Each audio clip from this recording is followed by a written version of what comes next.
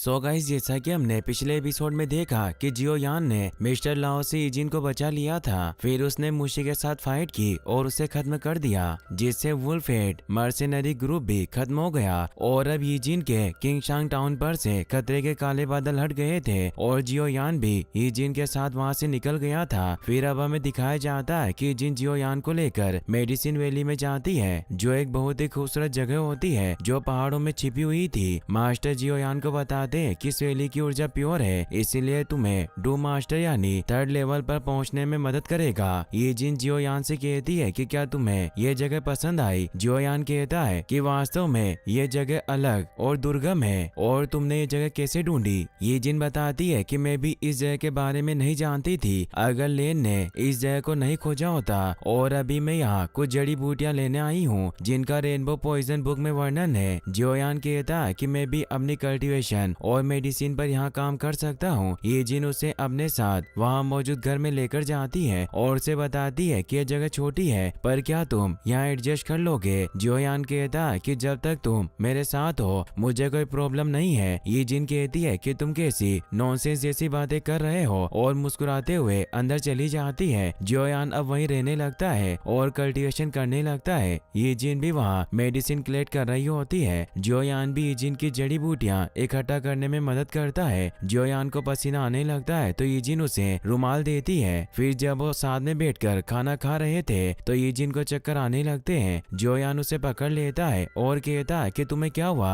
ये जिन कहती है कि शायद मैं जड़ी बूटियां इकट्ठा करते हुए थक गई और इसमें कोई गंभीर बात नहीं है, और वो डांस करने लग जाती है। उसका डांस देखकर जियो यान ख्यालों में खो जाता है। तभी मास्टर खांसते हैं और जियो यान को याद आता है कि उसे बिस्ट कोर को ढूंढना है। इसीलिए ये जिन से कहता है कि मैं भी वैली से बाहर जा रहा हूँ, लेकिन मैं अंधेरा होने से पहले वापस आ जाऊंगा और तुम मेरी फिक्र मत करना। और वो वहाँ से चला जाता है। फिर हम देखते हैं कि मास्टर जियो यान को जंगल में एक जगह पर लेकर आ गए थे। जियो यान मास्टर से कहता है कि क्या आपको पूरा यकीन है कि हम यहाँ रैंक 2 आइस बिस्ट को पकड़ सकते हैं। मास्टर उसके सर में मारकर कहते हैं कि तुम अपने मास्टर की इज्जत करना भूल गए हो और क्या ये सब ये जिन के साथ रहने से हुआ। जियो यान कहता है कि ऐसा नहीं है। मास्टर उसे बताते हैं कि वो जगह है जहां आमतौर पर आइस बिस्ट पाए जाते हैं। जरूरी नहीं है कि यहाँ सिर्फ रैंक 2 के आइस बिस्ट मिले। वही हम एक आंख वाले डीमन को देखते हैं जो लिंगर और कागेंग पर हमला कर रहा होता है और वो उसे नहीं जीत पा रहे थे। वो बिस्ट लिंगर को मारने के लिए आगे बढ़ता है, मगर तभी वहाँ पर कागेंग की बहन आ जाती है जिसका नाम किंगे था, जो उस बिस्ट को अपने खंजर से मार देती है। फिर वो लिंगर से पूछती है कि क्या तुम ठीक हो। लिंगर नामे जवाब देती है और उन्हें बताती है कि गेनमू से लड़ाई के बाद मैं और कागेंग पूरी तरह से ठीक नहीं हुए हैं और उन बिस्ट को मारना बस थोड़ा जबरदस्त है। किंगे उसे कहती है कि तुम चिंता मत करो, मैं यहाँ तुम्हारे साथ हूँ। तभी वहाँ एक आइस बिस्ट आ जाता है जिससे वो डर जाते हैं क्योंकि वो सेकंड लेवल के बिस्ट का सामना नहीं कर सकते थे। वो बिस्ट उन पर अपने आइस स्पाइक से हमला करता है। किंगे बचाव में उसकी तरफ खंजर फेंकती है, मगर वो आइस स्पाइक फिर भी उसकी चेस्ट पर लग जाता है जिससे वो घायल हो जाती है और वो बिस्ट वापस से उन पर अपने स्पाइक से हमला करता है। लेकिन तभी जियो यान अपनी तलवार वहाँ फेंक कर उन्हें बचा लेता है और अब जियो यान भी वहाँ जाता है और अपनी एक्सप्लोडिंग स्टेप्स और ऑक्टेन ब्लास्ट का यूज करके उस आइस बिस्ट को जान से मार देता है और उसकी गर्दन में आइस को चेक करता है, लेकिन उसमें कोई कोर नहीं होता जिससे वो निराश हो जाता है। लिंगर जियो यान को देखकर खुश होती है और दौड़कर उसके पास आ जाती है। वो उसे कहती है कि तुम बिल्कुल सही समय पर आए। कागेंग उसे कहता है कि भाई तुमने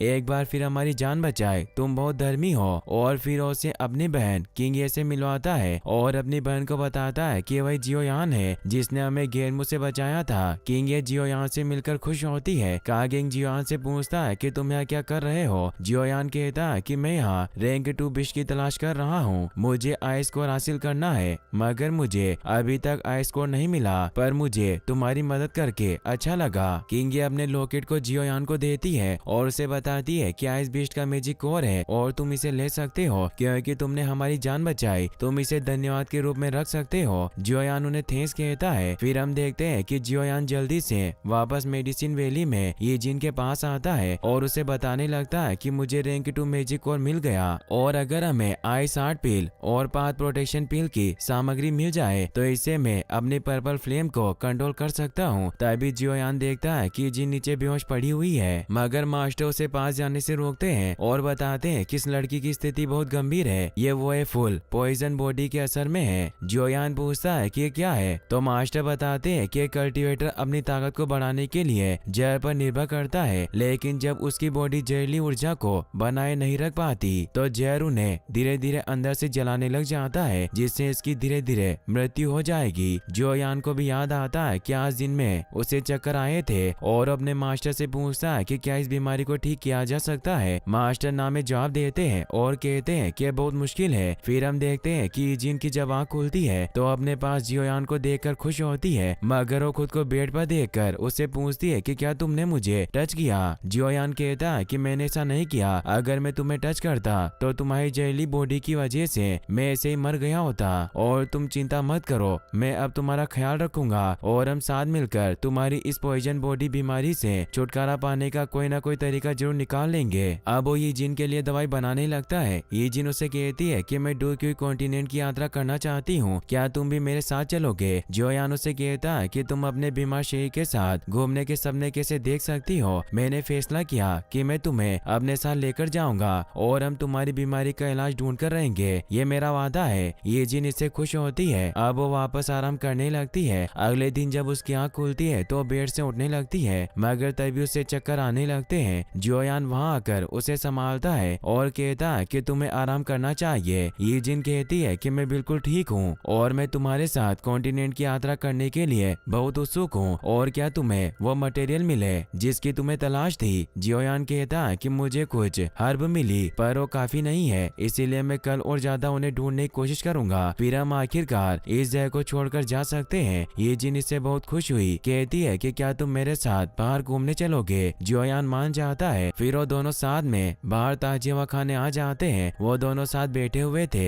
ईजिन सोच रही होती है कि अच्छी चीजें जिंदगी में बहुत कम होती है, और वो जियोयान से कहती है कि काश हम हमेशा ऐसे ही साथ रह पाते तो ये कितना अच्छा होता। जियोयान कहता है कि तुम चिंता मत करो, जब तक तुम ठीक नहीं हो जाती मैं तुम्हें नहीं छोड़ूंगा। तभी बारिश होने लगती है। जियोयान कहता है कि हमें अब घर में चलना चाहिए। ईजिन कहती है कि मुझे बस थोड़ी देर और यहीं रुकना है, और वो जियोयान के कंधे पर सर रखकर सो जाती है। फिर हम अगले दिन देखते हैं कि जियोयान अपनी जरूरत के सारे रॉ मटेरियल लेकर वापस ईजिन के पास आता है, मगर वो देखता है कि ईजिन घर में कहीं नहीं होती, और उसे वहाँ ईजिन का एक लेटर मिलता है जिसमें उसने लिखा था कि मैं जा रही हूँ और तुम मुझे खोजने मत आना, तुम्हें अच्छे से ट्रेनिंग लेनी चाहिए, मेरी बीमारी की वजह से तुम्हारा ध्यान भंग होगा, और जहाँ तक मेरा सवाल है मेरे पास बहुत अधूरे काम है जिन्हें मुझे पूरा करना है, और तुमसे मिलना एक सपने जैसा था जिसका अंत होना तय था। जियोयान इससे काफी दुखी होता है और बाहर पहाड़ों पर ईजिन को ढूंढने आता है, मगर वो उसे कहीं नहीं मिलती। जियोयान को ईजिन के साथ बिताए पुराने लम्हे याद आते हैं। मास्टर जियोयान को कहते हैं कि वो फुल पॉइजन बॉडी का कोई इलाज नहीं है, इसीलिए वो नहीं चाहती थी कि तुम अपना समय बर्बाद करो। वो एक बहुत समझदार लड़की थी। जियोयान ईजिन के लेटर को बाहर निकालता है और कहता है कि एक दिन मैं निश्चित रूप से तुम्हारा इलाज करूंगा। फिर हम देखते हैं कि जियोयान ईजिन के जाने के बाद अब कल्टीवेशन करने लग गया था, जिससे जियोयान की डोरमेंट एम्बिशन जाग गई थी, और वो कुछ ही दिनों में पर्पल फ्लेम का यूज करने में कुशल हो गया, जब तक कि वो खुद का कंबाइंड फ्लेम मंत्र का उपयोग न करे। और अब जियोयान 1 स्टारडू मास्टर बन गया था, यानी उसकी पावर 3rd लेवल के विष के बराबर हो गई थी। अब जियोयान और उसके मास्टर ने टेगर रेगिस्तान जाने की योजना बनाई ताकि वो एक और हेवनली फ्लेम की खोज कर सके, मगर रेगिस्तान तक पहुंचने का रास्ता मोटे पंखों वाले पंछी की पीठ पर सवार होकर पूरा करना पड़ता था, और ऐसी एक ही जगह थी जहाँ ये क्रिएचर पाए जाते थे, और उस सिटी का नाम था ब्लैक रॉक सिटी। अब हम देखते हैं कि जियोयान एक बग्गी में सवार होकर ब्लैक रॉक सिटी की तरफ बढ़ रहा था, और उसे वो बड़े पंखों वाले जीव भी दिखाई देते हैं। जियोयान बग्गी के अंदर आ जाता है और कहता है कि पर्पल फ्लेम को अवशोषित करने के बाद भी मेरा फ्लेम मंत्र केवल एक लेवल इंक्रीज हुआ है। मास्टर से बताते हैं कि उम्मीद के मुताबिक है, क्योंकि फ्लेम मंत्र के विकास के लिए एक हेवनली फ्लेम का होना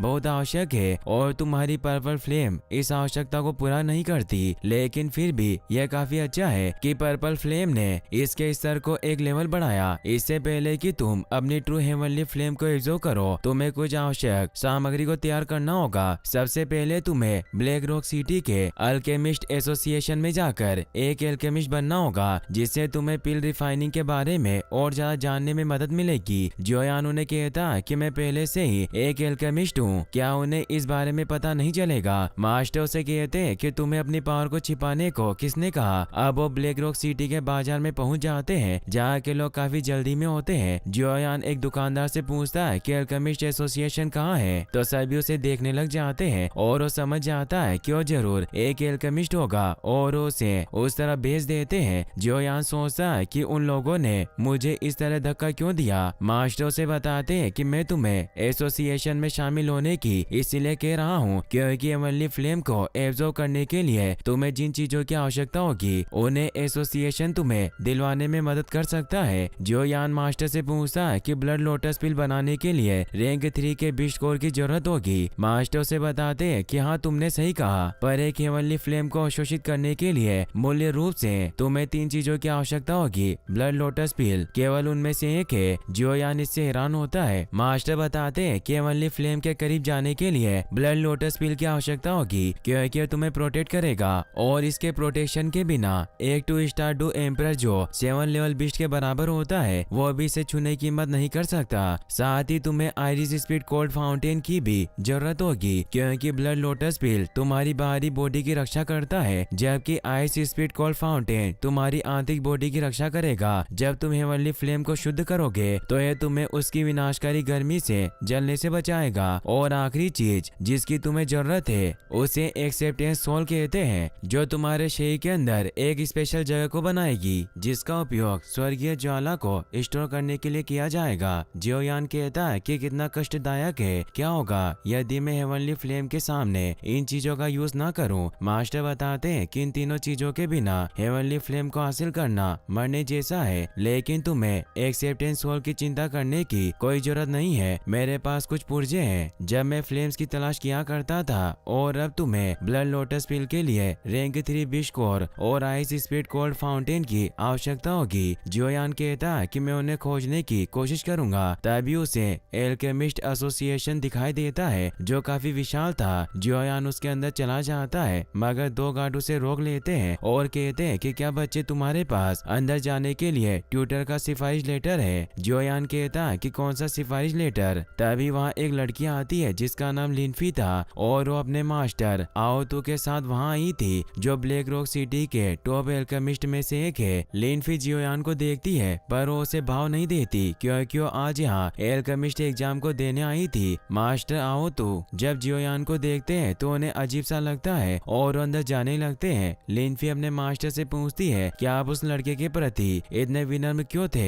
मास्टर उसे बताते हैं कि उस लड़के में कुछ अलग तो जरूर है। सैनिक जियोयान से पूछते हैं कि क्या तुम्हें अपना रिकमेंडेशन लेटर मिल गया। जियोयान उन्हें बताता है कि मेरे पास कोई लेटर नहीं है। तो जियोयान से पूछते हैं कि तुम्हारा मास्टर कौन है। जियोयान बताता है कि मेरे मास्टर याओ लाओ है। तभी वहाँ एक लड़का आता है जिसका नाम शिंग होता है जो जियोयान को कहता है कि हमने याओ लाओ का नाम कभी नहीं सुना, आजकल बहुत डोंगी गुरु आ रहे हैं। तो जियोयान उसके सर पर आग लगा देता है। सैनिक देखते हैं कि जियोयान ने कंडेंस्ड फायर का यूज किया था यानी वो 4थे लेवल का एल्केमिस्ट है। मगर जियोयान उन्हें कहता है कि मैं लेवल 4 का एल्केमिस्ट नहीं हूँ, पर क्या मैं अंदर प्रवेश कर सकता हूँ। और अब वो जियोयान की पावर की वजह से उसे अंदर प्रवेश करने दे देते हैं। अंदर एसोसिएशन हॉल में प्रतियोगिता स्टार्ट होने वाली थी इसीलिए सभी स्टूडेंट तैयार थे मगर वहाँ जू मई नाम की स्टूडेंट अभी तक नहीं आई थी। इसीलिए आओ तो फुलेन से पूछते क्यों कहाँ है और अभी तक क्यों नहीं आई। एग्जाम स्टार्ट होने में कुछ ही समय शेष बचा है। फुलेन कहते हैं क्यों बिल्कुल तैयार है, तुम चिंता मत करो। आओ तो कहते हैं कि 10 मिनट बचे हुए हैं और आप प्रेसिडेंट है मगर फिर भी इस एग्जाम को पोस्टपोन नहीं करा सकते। तभी जियोयान वहाँ जाता है। फुलेन उससे पूछते हैं कि क्या तुम भी यहाँ एल्केमिस्ट एग्जाम में हिस्सा लेने आए हो। जियोयान उन्हें प्रणाम करता है। आओ तो फुलेन को बताते हैं कि वही लड़का है जो मुझे काफी अलग लगा और मैंने आपको पहले इसके बारे में बताया था। जियोयान उन दोनों मास्टर से कहता कि मैं आज एल्केमिस्ट टेस्ट के अलावा भी आपसे एक रिक्वेस्ट करना चाहता हूँ कि मुझे कुछ इंग्रेडिएंट को हासिल करने में एसोसिएशन की मदद चाहिए। दोनों मास्टर हंसते हैं और कहते हैं कि तुम्हें एसोसिएशन के सोर्सेज का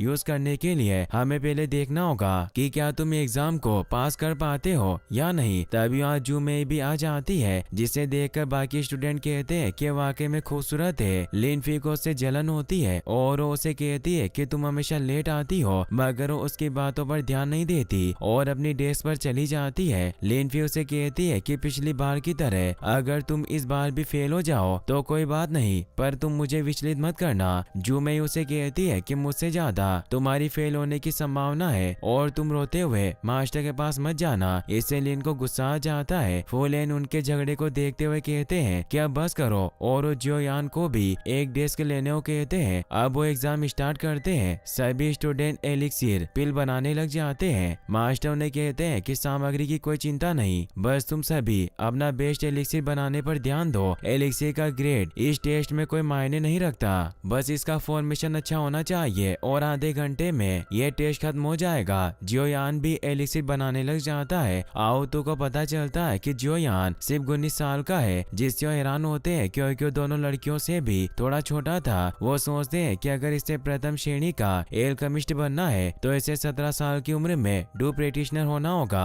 और वो फुलेन से कहते हैं कि क्या इस लड़के के पास इतनी पावर हो सकती है। फुलेन जियोयान से कहते हैं कि अगर तुम पास नहीं हुए तो चिंता मत करना, तुम्हारे पास अभी भी ट्रेन होने के लिए बहुत समय है। लिनफी और जूमई एक दूसरे को चिढ़ाने के लिए तेजी से एलिक्सिर पिल बनाने लग जाती है और अब समय समाप्त हो जाता है। दोनों मास्टर सभी की पिल को चेक करने लगते हैं। जूमई और लिनफी टेस्ट में पास हो जाती है, मगर जब फुलेन जियोयान का पिल देखते हैं वो वाइटल ब्रेथ पिल था जो बहुत ही हाई क्वालिटी का था, जिससे मास्टर दंग रह जाते हैं और सभी से कहते हैं कि जियोयान ने भी इस एग्जाम को पास कर लिया है। इससे लिनफी और जूमई भी हैरान होती है। फुलेन कहते हैं कि दोनों लड़कियां इतने सालों से एक दूसरे से प्रतिस्पर्धा कर रही है और आज इस लड़के ने इन दोनों के भ्रम को दूर कर दिया कि इस दुनिया में बहुत से लोग इनसे ज्यादा सक्षम हैं। जियोयान दोनों मास्टर से कहता है कि मुझे क्षमा करे, पर क्या मैं दूसरी लेवल की एल्केमिस्ट परीक्षा को भी शुरू कर सकता हूँ। दोनों मास्टर हैरान होते हैं और लिनफी जियोयान के पास आकर उसे कहती है कि छोटे लड़के, तुम्हें क्या लगता है कि टियर 2 की एल्केमिस्ट परीक्षा को पास करना बच्चों का खेल है? इसमें जीतने के लिए न केवल तुम्हें टियर 2 की पिल बनानी होगी, बल्कि तुम्हारा कल्टीवेटर लेवल भी डू मास्टर पर होना चाहिए। और क्या तुम उस स्तर पर हो? जियोयान उसे कहता है कि मैं बस इस एग्जाम को आजमाना चाहता हूँ, मैं इसमें पास हूँ या नहीं इससे कोई फर्क नहीं पड़ता।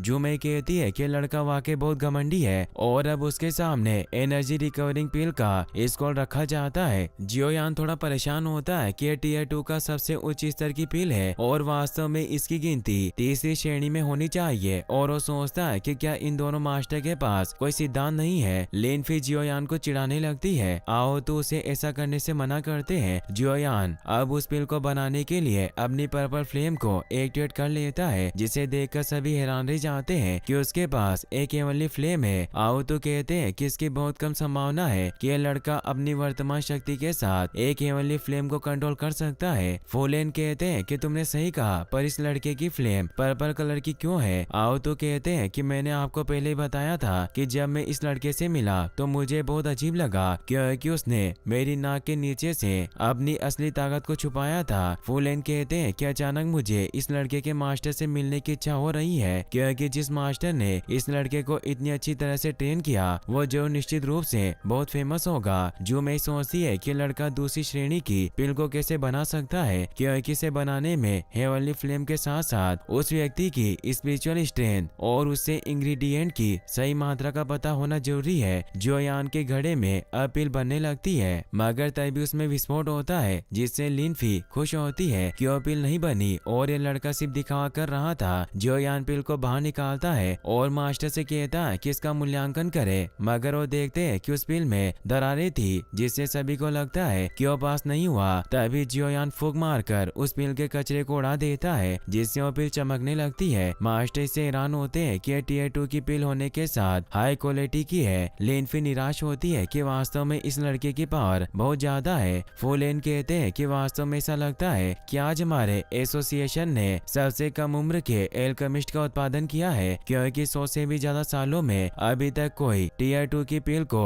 इतनी कम उम्र में नहीं बना पाया। जियोयान मास्टर से कहते हैं कि क्या आप मुझे कुछ सामग्री उपलब्ध करवा सकते हैं जिसके बारे में मैंने पहले आपसे कहा था। फुलेन कहते हैं कि तुम्हें क्या चाहिए, बस मुझसे पूछो और हम तुम्हें वो प्रदान करेंगे। जियोयान कहता है कि मुझे रैंक 3 मैजिक बिस्ट कोर और आइस स्पीड कोल्ड फाउंटेन की सख्त जरूरत है। फुलेन थोड़े परेशान होते हैं और कहते हैं कि 3 रैंक बेस्ट कोर का मिलना मुमकिन है, लेकिन आइस स्पीड कोल्ड फाउंटेन का नहीं। और वो जियोयान से कहते हैं कि हमें अकेले में चलकर बात करनी चाहिए, और दोनों मास्टर उसे अपने साथ ले जाते हैं। लिनफी जो मैं से कहती है कि तुमने कहा था कि हमारे शहर की ब्लैक रॉक की यंगर जनरेशन में तुमसे आगे कोई नहीं निकल सकता, पर वो लड़का तुमसे बहुत आगे है, और तुम्हारा ये भी कहना था कि तुम्हें एक प्रेमी की तलाश है। जो मैं कहती है कि तुमने सही कहा, पर वो लड़का ब्लैक रॉक से नहीं है। लिनफी कहती है कि जियोयान बहुत टैलेंटेड है और वाकई तुम दोनों की जोड़ी बहुत अच्छी बनेगी। जो मैं कहती है कि मुझे उसमें कोई दिलचस्पी नहीं है, और अगर तुम उसे पसंद करती हो तो उसे प्राप्त कर सकती हो। लिनफी से खुश होती है और वहाँ से चली जाती है। जो मैं को उस पर बहुत गुस्सा आता है, और इसी के साथ ये एपिसोड यहीं पर खत्म हो जाता है। गाइस, आपको ये वीडियो कैसा लगा मुझे कमेंट बॉक्स में जरूर बताएं, और इस वीडियो को लाइक और चैनल को सब्सक्राइब करने के लिए आपका तहे दिल से शुक्रिया।